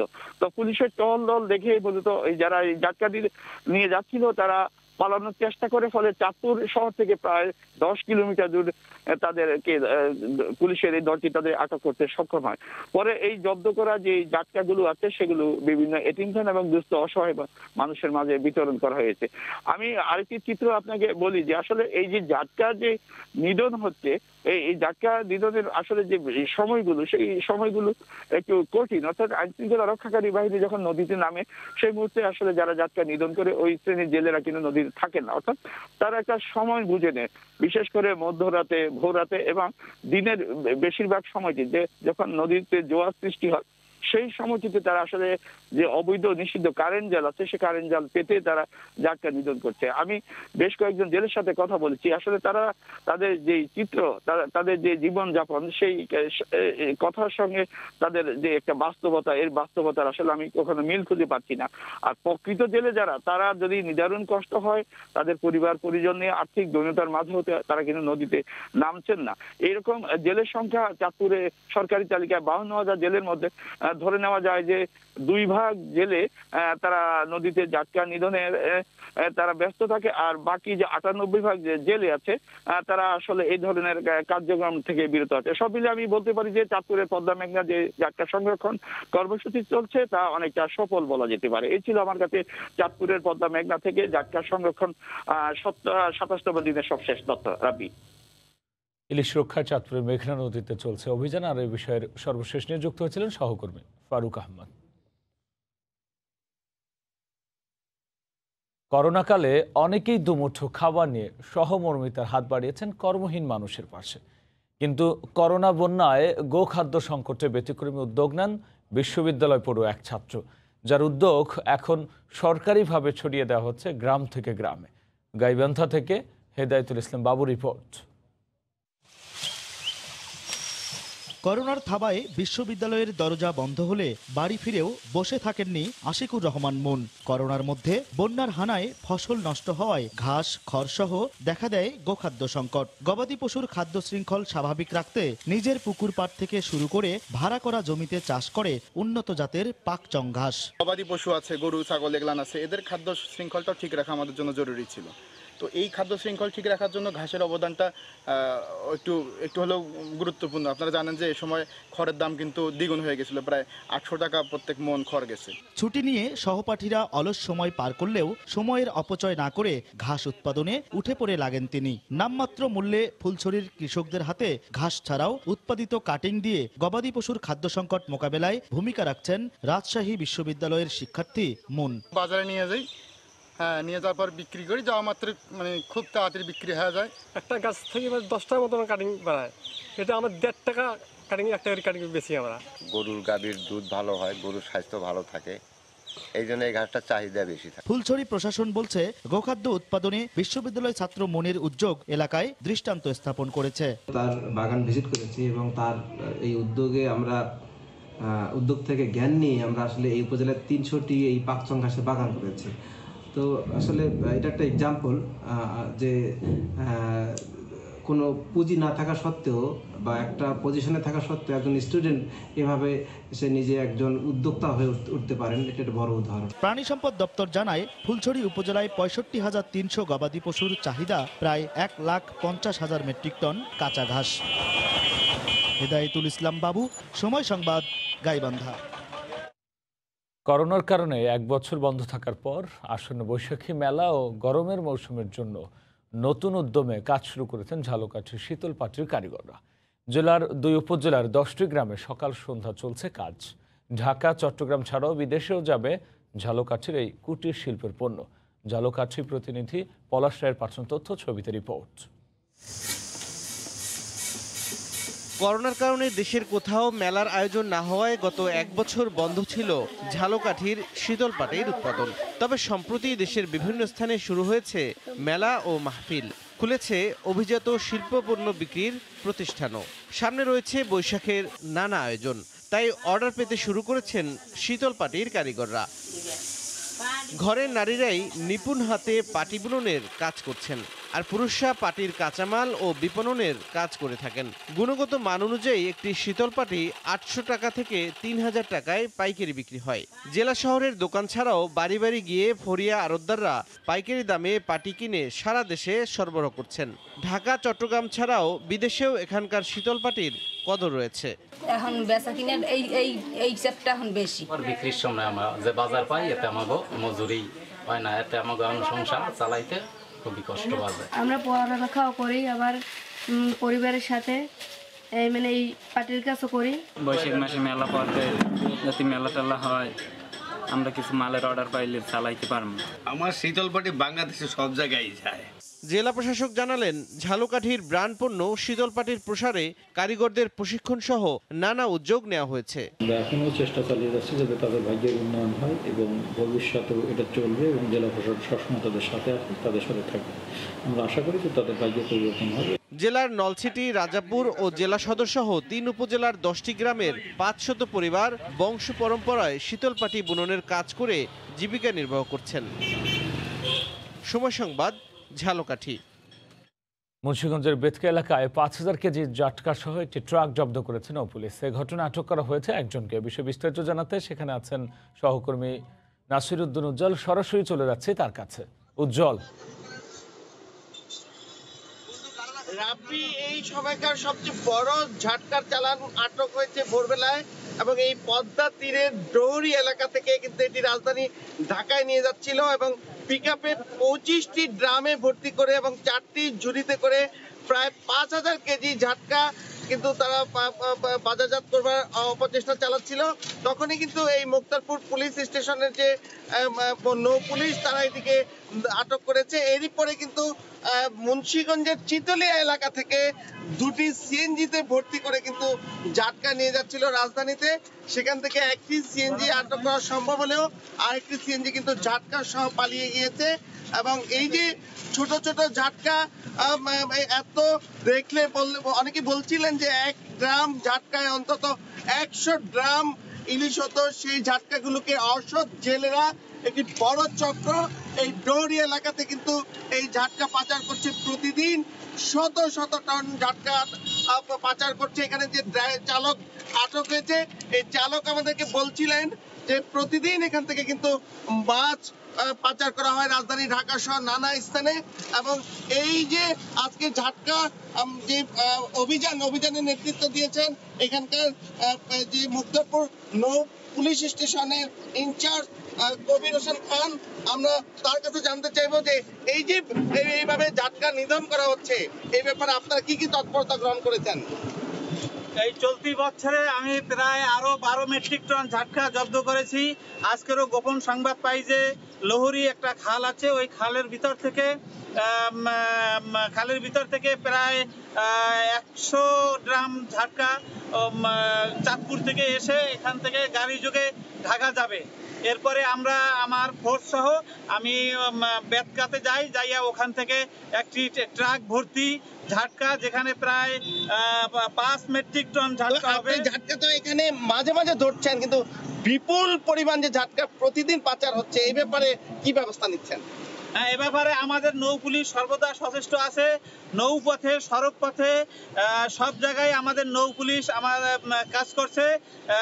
তারা চেকপোস্ট বসাচ্ছে এবং সমস্ত গাড়ি চেক করতেছে।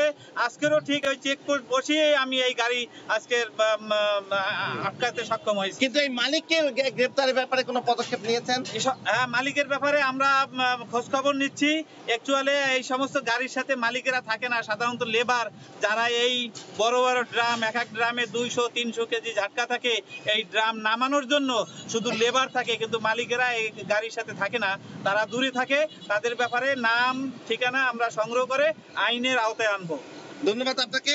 তো তিনি বলছিলেন যে এই মালিক থাকে না, মালিকরা দূরে থেকে কিন্তু এই চক্রটি এভাবে ঝাটকাকে বিভিন্ন ভাবে বাজারজাত করছে।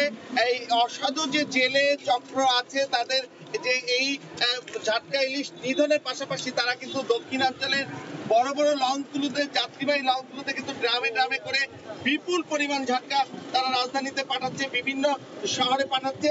কিন্তু সেখানেও কিন্তু আমরা দেখি যে এরকম পরিত্যক্ত ভাবে ড্রামবন্দি অবস্থায় জব্দ করা হয়, মালিককে খুঁজে পাওয়া যায় না এবং যাত্রীবাহী লঞ্চ থাকার কারণে তাদের বিরুদ্ধে ব্যবস্থা নেওয়া হয় না। কিন্তু এর পেছনে যারা আছেন, আইন শৃঙ্খলা বাহিনীর যারা দায়িত্ব, তাদের কিন্তু এই মূল চক্রকে উৎপাদন করবার যে দরকার সেটি কিন্তু যারা প্রকৃত মৎস্যজীবী তারা বলছিলেন, সচেতন মন বলছিলেন, কিন্তু সে ব্যাপারে কিন্তু কার্যকরী পদক্ষেপ আমরা দেখছি না। আমরা দেখছি যে এখানে নৌ পুলিশ যে অভিযানগুলো চালাচ্ছে এর বাইরে কিন্তু অন্যান্য যে স্থানীয় যেসব আইন শৃঙ্খলা বাহিনী এবং মৎস্য বিভাগ আছে তাদের ভূমিকা নিয়ে কিন্তু নানা রকম প্রশ্ন রয়েছে। কারণ এই মেঘনা এবং পদ্মা অববাহিকায় বিপুল যে জেলে রয়েছে, সেখানে অসাধু এই জেলে চক্র তারা এই দীর্ঘদিন ধরে এই ঝাটকা নিধন করা সত্ত্বেও যে আগামী জুন পর্যন্ত যে এই ঝাটকা ধরা নিষিদ্ধ করা হয়েছে, সেই নিষিদ্ধ অবস্থাকে অবজ্ঞা করে এই যে ঝাটকা নিধন তারা অব্যাহত রেখেছে। এবং এখানকার যে ইলিশের একটা বড় সম্ভাবনা, সেই সম্ভাবনাকে বিকৃত করা হচ্ছে। এই স্থানীয় মৎস্য বিভাগ বলছে যে গেল মৌসুমে 1252 মেট্রিক টন তারা ইলিশ উৎপাদন করেছে। এটা কিন্তু আরো অনেক বেশি হতে পারত। এবং এই ঝাটকা নিধন এবং কারেন্ট জাল সহ নানা কারণে কিন্তু এই প্রতিবন্ধকতা সৃষ্টি হয়েছে। এই ছিল মুন্সিগঞ্জে ঝাটকা নিধন অভিযানের সর্বশেষ রাপি। মুন্সিগঞ্জ থেকে সরাসরি যুক্ত হয়ে জানাচ্ছিলেন সহকর্মী নাসিরউদ্দিন উজ্জ্বল। নানা ধরনের সতেজ সবজিতে ভরপুর শেরপুরের সাতকিয়ার ব্রিজ বাজার। ক্রেতা বিক্রেতার ভিড়ে জমে উঠছে বেচা কেনা। সরবরাহ বেশি থাকায় দামও তুলনামূলক কম, আর এতে খুশি ক্রেতারা। তবে উৎপাদিত ফসলের কাঙ্ক্ষিত দাম না পাওয়ার কথা জানান কৃষকেরা। শহীদুল ইসলাম হীরার পাঠানো তথ্য, ছবি নিয়ে রিপোর্ট। কুমড়া, শসা, টমেটো, পুঁইশাক ও ডাঁটা শাক সহ নানা সবজিতে ভরপুর শেরপুরের সাতকিয়ার ব্রিজ বাজার। ক্রেতা বিক্রেতার হাক ডাকে সরব শেরপুর জামালপুর সীমান্তবর্তী এ বাজার। জেলার বিভিন্ন প্রান্ত থেকে কৃষকরা তাদের উৎপাদিত সতেজ সবজি নিয়ে আসেন এখানে। ভোর 6টা থেকে বেলা 11টা পর্যন্ত চলে বেচা বিক্রি। সবজির সরবরাহ বেশি থাকায় তুলনামূলক কম দামে প্রয়োজনীয় সবজি কিনতে পেরে খুশি পাইকার ও সাধারণ ক্রেতারা। এখানে সবকিছু তাজা পাওয়া যায়, একটু সস্তায় কম দামে পাওয়া যায়। আমরা নামদিনে জামালপুর বিভিন্ন এলাকা থেকে আসছে, আমরা মাল কম দামে কিনে নিয়ে যাই, নিয়ে বিভিন্ন এলাকায় আমরা সাপ্লাই দিই। ক্রেতাদের আস্থা অর্জন করায় দিন দিন বাজারটি সম্প্রসারিত হচ্ছে বলে জানায় ব্যবস্থাপনা কমিটি। বিভিন্ন জায়গায় মাল আমদানি করি, দৈনিক টাকা দৈনিক মানুষের দিয়ে দেই, এই জন্য আমাদের লেনদেন ভালো, এই জন্য ব্যবসা বাণিজ্য ভালো হইতেছে। ব্রিজ বাজারে প্রতিদিন 50 থেকে 60 লাখ টাকার সবজি বেচাকেনা হয়। সময় সংবাদ, শেরপুর। পেঁয়াজ উৎপাদনের অন্যতম জেলা মানিকগঞ্জ। এখানকার ঘিওর, শিবালয় ও হরিরামপুর উপজেলায় জমিতে জমিতে ভোর থেকে চলে পেঁয়াজ ঘরে তোলার উৎসব। এই মুহূর্তে ঘিওর উপজেলার মৌহালি গ্রামে আছেন এম ইউসুফ আলী। সরাসরি চলে যাচ্ছে তার কাছে। ইউসুফ। রাব্বি, মানিকগঞ্জের আসলে 4টি উপজেলা রয়েছে, যেটা শিবালয়, হরিরামপুর এবং সিঙ্গার এবং ঘিওর। এই 4টি উপজেলায় কিন্তু আসলে পেঁয়াজ উৎপাদনের জন্য সবচাইতে বিখ্যাত এবং সবচাইতে ভালো পেঁয়াজ উৎপাদিত হয়। সেক্ষেত্রে কিন্তু আসলে এই বিগত সময়ে কৃষক অনেকটা লসের সম্মুখীন হয়েছে। আসলে তাদের সাথে আমি কথা বলেছি, তারা আমাকে বলেছে যে যখনটা আসলে ভরা মৌসুম তখনই কিন্তু ভারত থেকে বা দেশের বিভিন্ন স্থান থেকে, দেশের বাইরে থেকে পেঁয়াজ আমদানি করা হতো। সেই ক্ষেত্রে কিন্তু এবার তারা আসলে একটা স্বপ্ন বুনেছিল, সেই স্বপ্নর অনুসারেই কিন্তু এই পেঁয়াজ তারা বুনেছিল এবং সেই আবার সেটা তুলতে শুরু করেছে। এখন কিন্তু মানিকগঞ্জের 4 উপজেলাতে প্রত্যেকটা জমিতে জমিতে আসলে এই পেঁয়াজ তোলার একটা উৎসব চলছে। শুধুটা আসলে পুরুষ নয়, বাড়ির যারা আসলে কৃষকদের নারী এবং কৃষকদের যে ছেলে পেলে তারাও কিন্তু আসলে তাদের সাথে যোগ দিয়েছে এই ভরা মৌসুমে পেঁয়াজ তোলার জন্য। কারণ হচ্ছে, আমি জানতে চেয়েছিলাম যে এখনটা বৃষ্টি বাদল নেই, যদি বৃষ্টি বাদল হয় তাহলে কিন্তু এই পেঁয়াজ নষ্ট হয়ে যাবে, আর নষ্ট হওয়ার আশঙ্কায় কিন্তু তারা আসলে খুব তাড়াহুড়া করেই তারা আসলে জমি থেকে পেঁয়াজ তুলছে। তো সেই ক্ষেত্রে কিন্তু এখন যে বাজারের দরটি রয়েছে, দর হয়েছে প্রতি কেজিটা আসলে পাইকারি দর রয়েছে 28 থেকে 30 টাকার মধ্যে বিক্রি হচ্ছে। তবে এটাও একটা তাদের সীমানার, অর্থাৎ একটা ভালো অবস্থানেই তারা রয়েছে। যদি এই সময়টা তারা আশঙ্কা করছে যদি পেঁয়াজ আসলে বিদেশ থেকে আনা হয় তাহলে কিন্তু তারা ক্ষতির মুখে পড়ে এবং সেটা পড়বে। সেই ক্ষেত্রে এই মানিকগঞ্জের যে অবস্থা সৃষ্টি হয়েছে, 4টি উপজেলাতে আসলে 5,854 হেক্টর জমিতে আসলে পেঁয়াজ বোনা হয়েছে এবং সেই ক্ষেত্রে কিন্তু কমপক্ষে 2 লক্ষ লক্ষ্যমাত্রা ছিল 2,75,852 আসলে মেট্রিক টন।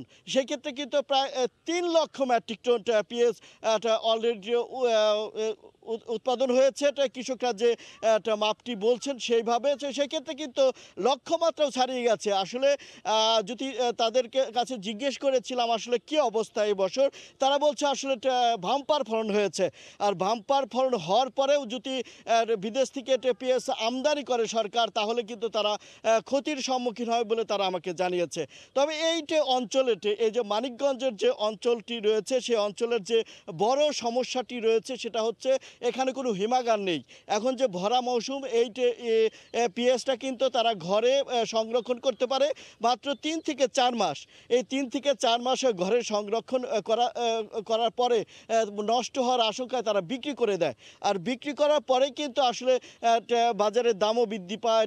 সরকারও কিছু আসলে বিদেশ থেকে পেঁয়াজ আনে, অর্থাৎ বাংলাদেশে মোট 28 থেকে বা 25, 26 বা 28 থেকে 30 লক্ষ মেট্রিক টন পেঁয়াজের একটা চাহিদা রয়েছে। সেক্ষেত্রে কিন্তু দেশেই 20 থেকে 22 বা 25 metric ton lakh metric ton পেঁয়াজ উৎপাদন হয়। এই যে 5-4 মেট্রিক টন ঘাটতি থাকে, এটাকে নিয়ে আসলে তারা শঙ্কার মধ্যে থাকে। তবে হিমাগারের দাবি রয়েছে। এই ছিল আমার কাছে মানিকগঞ্জের ঘিওর উপজেলার মৌহালি গ্রামের পেঁয়াজের ক্ষেত থেকে সর্বশেষ অবস্থা। রাব্বি। মানিকগঞ্জ থেকে সরাসরি যুক্ত হয়েছিলেন সহকর্মী ইউসুফ আলী। ভোরের সময় আরও থাকছে। ত্রিদেশীয় টুর্নামেন্টে আজ নেপালের মুখোমুখি হবে বাংলাদেশ। আগেই ফাইনাল নিশ্চিত হলেও জয়ের জন্যই মাঠে নামবে জামাল ভুঁইয়ারা। স্মরণীয় পারফরমেন্সের আশা।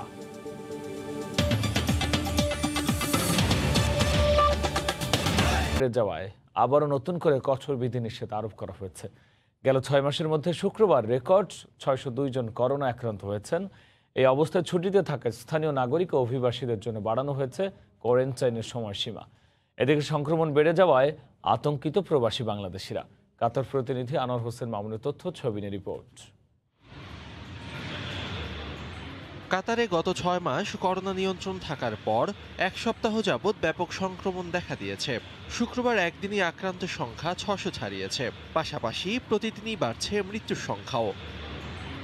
এমন অবস্থায় কঠোর বিধিনিষেধ আরোপ করেছে দেশটির সরকার। রেস্তোরাঁ, সেলুন, জিম, শপিং মল সহ বিভিন্ন বাণিজ্যিক প্রতিষ্ঠানের বিষয়ে বিধিনিষেধ আরোপ করা হয়েছে। সেই সঙ্গে ছুটিতে থাকা স্থানীয় নাগরিক এবং অভিবাসীদের জন্য বাড়ানো হয়েছে কোয়ারেন্টিনের সময়সীমা। এ অবস্থায় স্বাস্থ্যবিধি মেনে চলার পরামর্শ প্রবাসী বাংলাদেশিদের। 31 আগস্ট পর্যন্ত সময়সীমা বৃদ্ধি করেছে। যারা প্রবাসের বাইরে আছেন সবাইকে করোনার আসার সময় কোয়ারেন্টাইনে থাকতে হবে। কাতারের নিয়ম কানুন মেনে চলতে হবে, আর আমরা যেন সবাই নিয়ম কানুন মেনে চলতে পারি। যারা আমরা প্রবাসী বাঙালি দেশে আসি, আপনারা সবাই কাতার সরকারের দিক নির্দেশনা মেনে দয়া করে চলবেন, যেন বাংলাদেশের কোনোভাবে বাধাগ্রস্ত না হয়।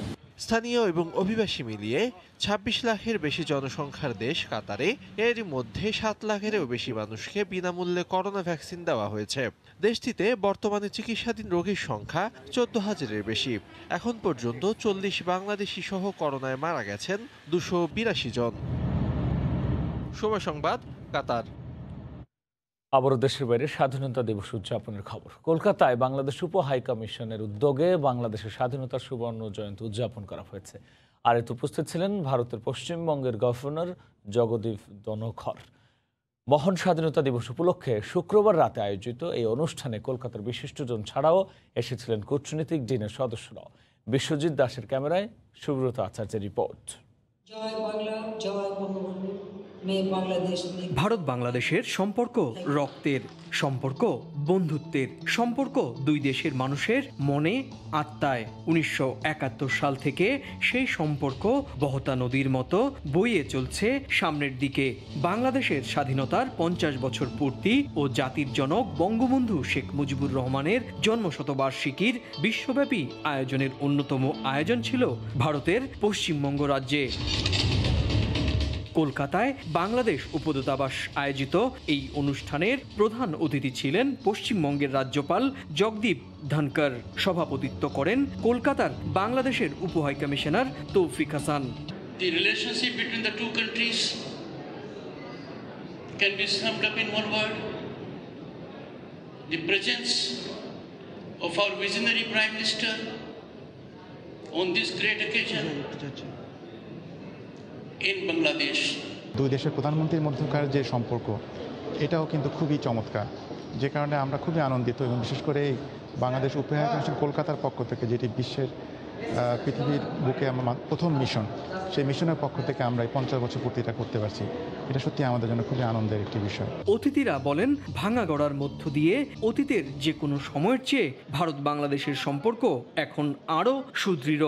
ভারত এবং বাংলাদেশ এমন দুটি প্রতিবেশী দেশ যাদের মধ্যে সম্পর্ক অত্যন্ত মধুর, এবং যে কোনো প্রতিবেশীর মধ্যে যেমন আমরা যেখানে বাস করি সেখানেও যেমন পরস্পর প্রতিবেশীর মধ্যে সম্পর্কের ওঠাপড়া থাকে, কখনো কখনো ঠোকাঠুকি হয়, কোথাও কোথাও ভুল বোঝাবুঝি হয়, কিন্তু সেগুলো আলাপ আলোচনার মাধ্যমে মিটে যায়।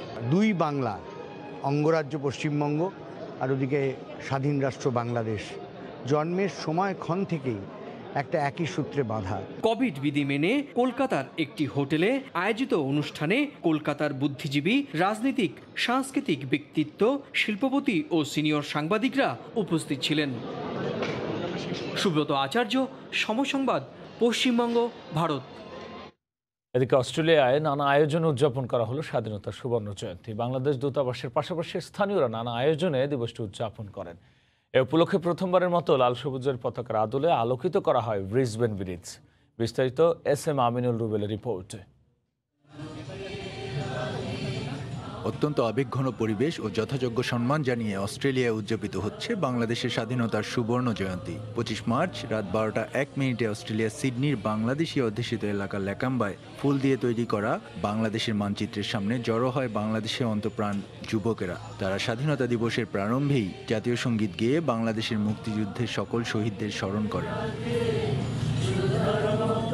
গত গত 1 বছর অস্ট্রেলিয়ার সাথে বাংলাদেশের নিয়মিত আন্তর্জাতিক বর্ডার বন্ধ থাকায় আটকে পড়া বাংলাদেশিদের জন্য এবছর স্বাধীনতা দিবসের তাৎপর্য অনেক গভীর। অস্ট্রেলিয়া সরকারের নানা নিয়ম নীতি মেনে অস্ট্রেলিয়া প্রায় সব শহরেই বাংলাদেশি বিভিন্ন অঙ্গ সংগঠনের আয়োজনে চলছে স্বাধীনতার 50 বছর পূর্তির এই মহেন্দ্রক্ষণ।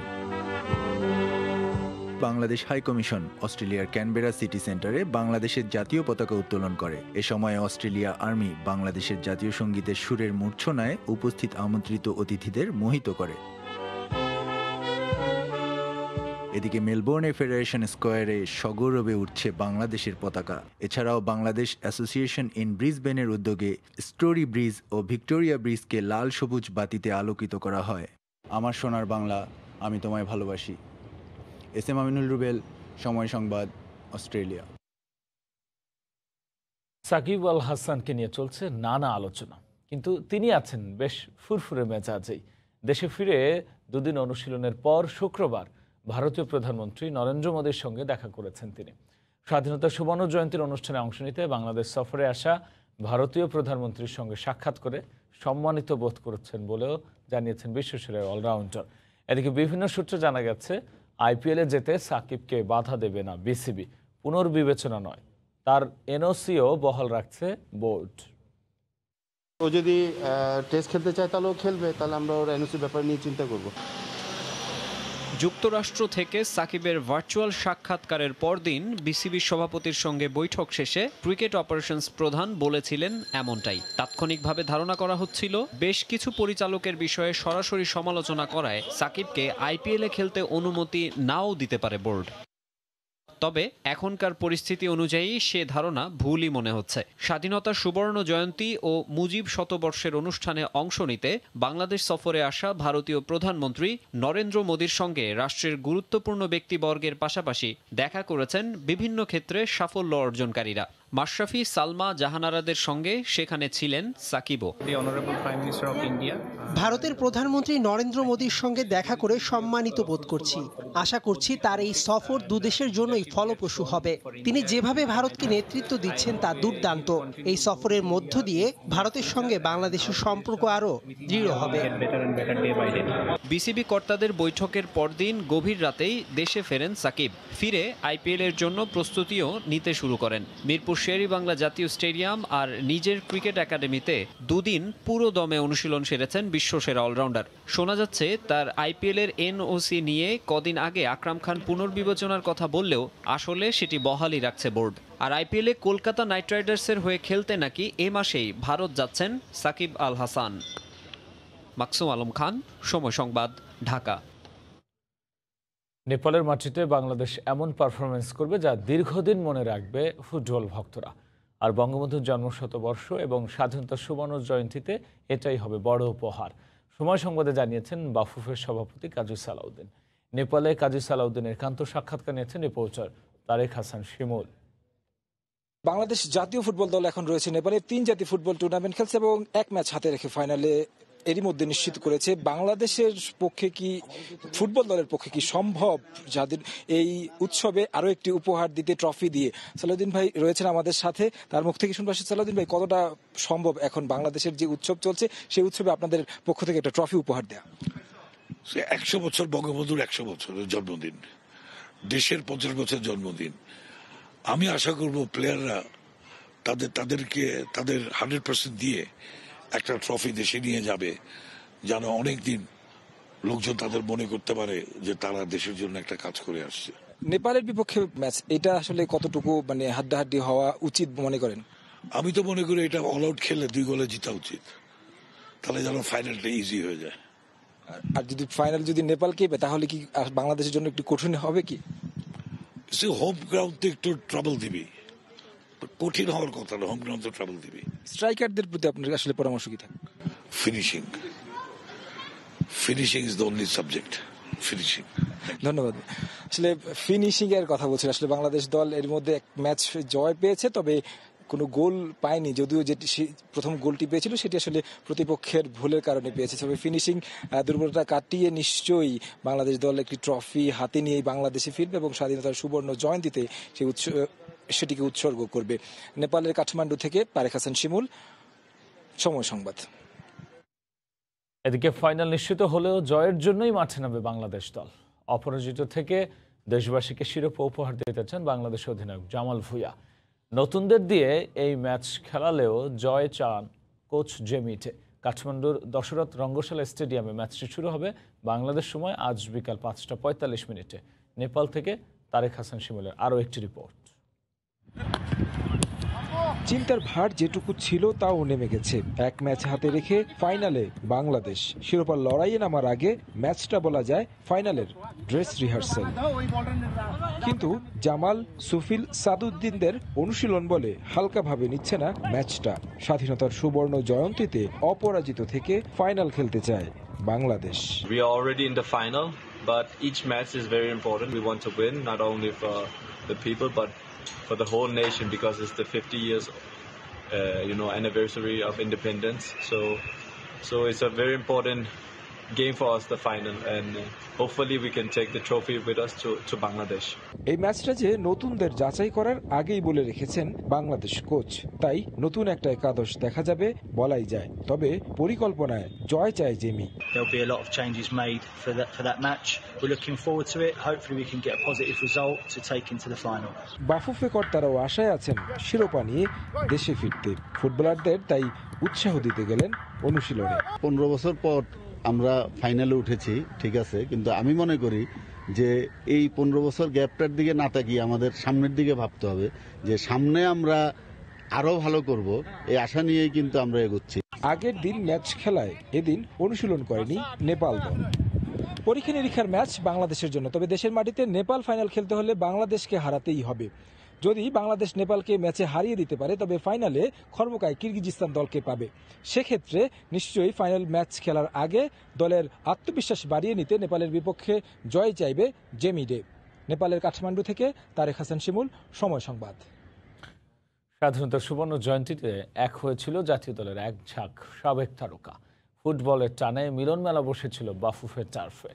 লাল দল ও সবুজ দল দুই ভাগে বিভক্ত হয়ে প্রীতি ম্যাচ খেলে আলফাজ কাঞ্চনরা।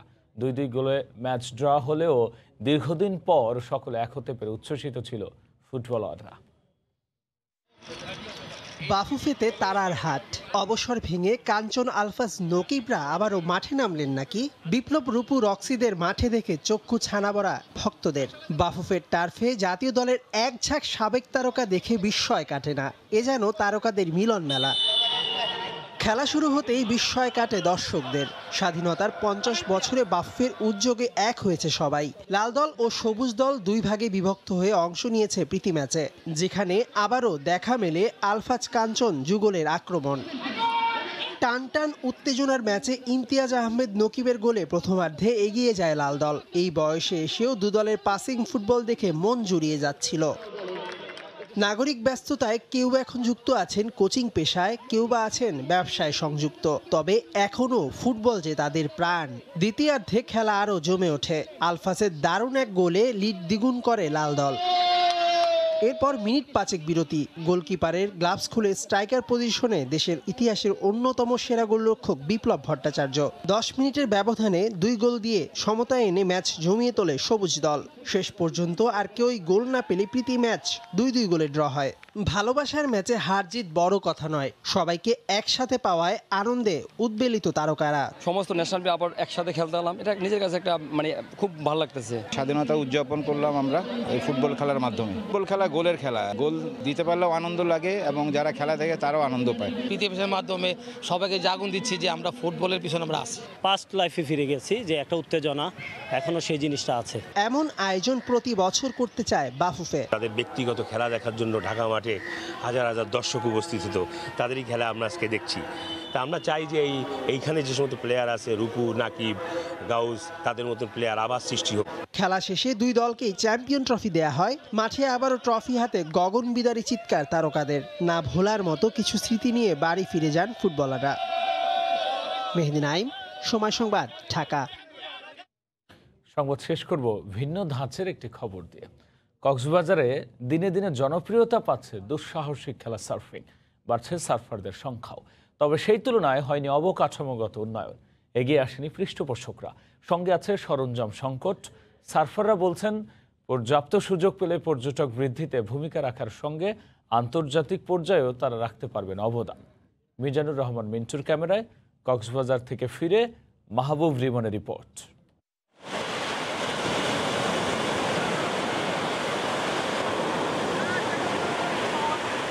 সমুদ্রে পেতেছি শয্যা, শিশিরে কিসের ভয়? অদম্য গতিতে অবাধ্য সমুদ্রকে জয় করার তীব্র নেশা, তাই তো বাধাহীন এমন ছুটে চলা। বিশ্বের সবচাইতে বড় সমুদ্র সৈকত কক্সবাজারে সার্ফিং এর সূচনা 1 দশক ছাড়িয়েছে। তবে সময়ের সঙ্গে তাতে বেড়েছে ব্যাপ্তি। তীব্র বাতাস থেকে সৃষ্ট ঢেউ এখানকার সমুদ্র সৈকতকে দিয়েছে সার্ফিং উপযোগী পরিবেশ।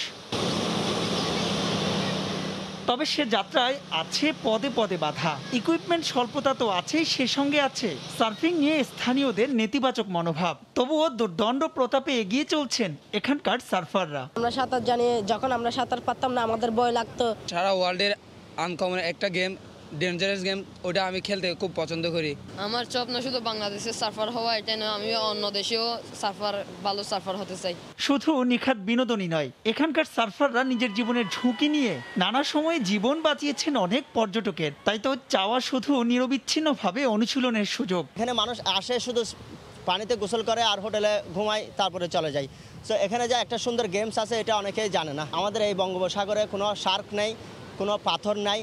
আমাদের ঢেউগুলা খুবই ভালো, সার্ফিংয়ের উপযোগী, যে কোনো বয়সের মানুষ সার্ফিং শিখতে পারবে। আমাদের এখানে সবচেয়ে বড় চ্যালেঞ্জ হচ্ছে আমাদের ইকুইপমেন্ট শর্ট, কারণ এই সার্ফিং ইকুইপমেন্টগুলো বাংলাদেশে পাওয়া যায় না। কক্সবাজারে বর্তমানে আনুমানিক 6 শতাধিক সার্ফার রয়েছেন। সমুদ্রের এই বিশালতা, সমুদ্রের এই গর্জন আপনার বুকে কাঁপন ধরালেও এরা কিন্তু ঠিকই বাগিয়ে নিচ্ছে অবাধ্য সমুদ্রকে। কক্সবাজারের অপার সৌন্দর্যের লীলাভূমিতে অনেকটা নিভৃতেই জমে উঠছে বাংলার সার্ফিং। এখানকার সার্ফাররা দেশের গণ্ডি পেরিয়ে ঔজ্জ্বল্য ছড়াচ্ছে বিশ্বজুড়ে। তবে তারা বলছেন পর্যাপ্ত পৃষ্ঠপোষকতার অভাবে দিন দিন ম্লান হচ্ছে এখানকার সার্ফিং। কক্সবাজার থেকে মাহবুব রিমন, সময় সংবাদ। ভোরের সময় শীর্ষ সংবাদ জানিয়ে দিচ্ছে আরও একবার। সাতক্ষীরা ও গোপালগঞ্জ যাচ্ছেন ভারতের প্রধানমন্ত্রী নরেন্দ্র মোদী। প্রস্তুত কাশিয়ানী শ্যামনগরবাসী, বিকেলে 2 প্রধানমন্ত্রীর বৈঠক। রাতে আশঙ্কাজনক হারে কমছে বনভূমি, উদাসীন বন বিভাগ। মামলা হলেও আদায় হয় না ক্ষতিপূরণ, তদন্ত করে দায়ীদের বিরুদ্ধে ব্যবস্থার আশ্বাস। এবং পশ্চিমবঙ্গে শুরু হলো বিধানসভা নির্বাচনের প্রথম দফার ভোট। তৃণমূল বিজেপি হাড্ডাহাড্ডি লড়াইয়ের আভাস। এই ছিল ভোরের সময়, সঙ্গে থাকুন সময়।